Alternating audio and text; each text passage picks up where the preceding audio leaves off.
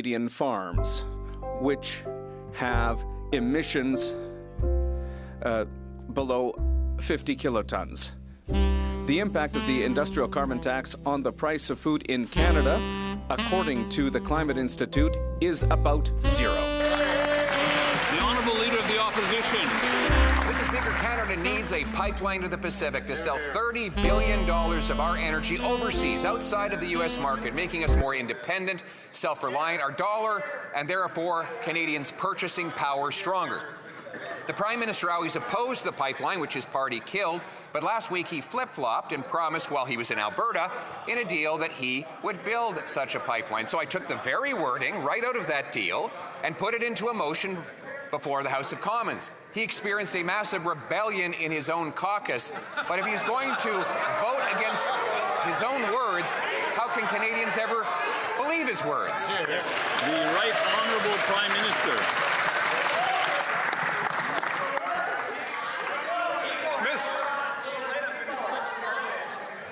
Mr.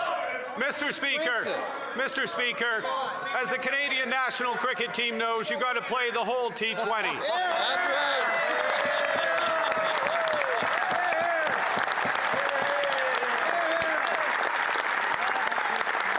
right. It's not just a couple of overs. It's not just the pipeline. It's not just pathways. It is a price on industrial price on carbon that goes to $130 effective. It is reductions in methane. It is net zero 2050. It is building Alberta strong, Canada strong, durable, sustainable, and The Honourable Leader of the Opposition.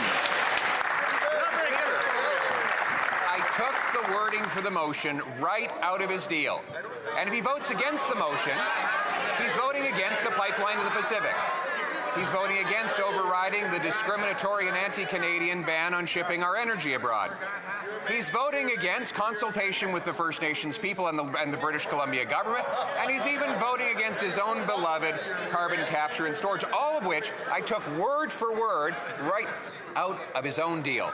So if the Prime Minister is only in favour of a pipeline when he's in Alberta, but against when he's in BC and Ottawa, how can Canadians even keep track of where he stands on anything? The Right Honourable Prime Minister. Mr. Speaker, I would like to welcome the fact that to my hearing, for the first time ever in this House, the Leader of the Opposition has acknowledged the constitutional right of Indigenous people to full, free, and for the first time he's ever acknowledged the role of the provinces in the pipeline. But he hasn't acknowledged yet the need for an industrial carbon price or the reduction in methane, two things that the Premier of Alberta acknowledged, signed wholeheartedly as part of a complete meal. The Honourable Leader of the Opposition.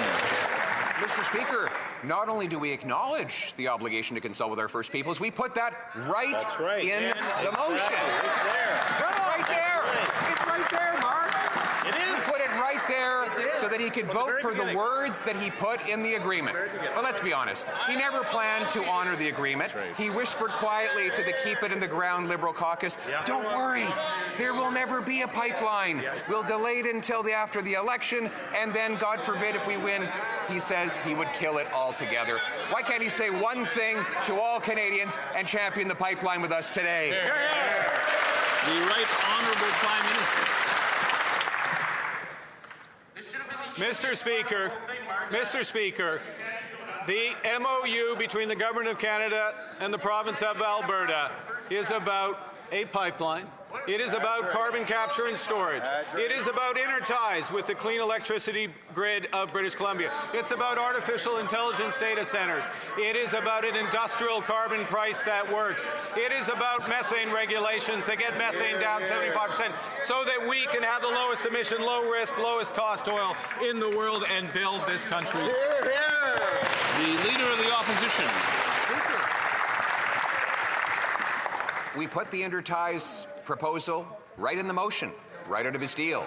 We put the carbon capture right in the motion, right out of his deal. We put the pipeline and the overriding of the oil shipping ban right in the motion. It came right out of the deal that he signed. So now it's clear that the only thing he really cares about is that it doesn't include an industrial carbon tax that will drive jobs out, drive grocery prices up. Why is it that he wants a carbon tax without a pipeline when what we really need is a pipeline without a carbon tax? The Right Honourable Prime Minister. Mr. Speaker, the grand reveal has been made. Mr. Speaker, I'm not a lifelong member of this House, so I don't know all the rules, but I don't think there's a limit on the size of motions. And in fact, since the MOU is already translated, I think it would be very easy to take the entire MOU in both official languages and propose them if the members opposite would support everything that the Premier of Alberta has done. That's a very good question. The honourable member for Belleuil-Chambly.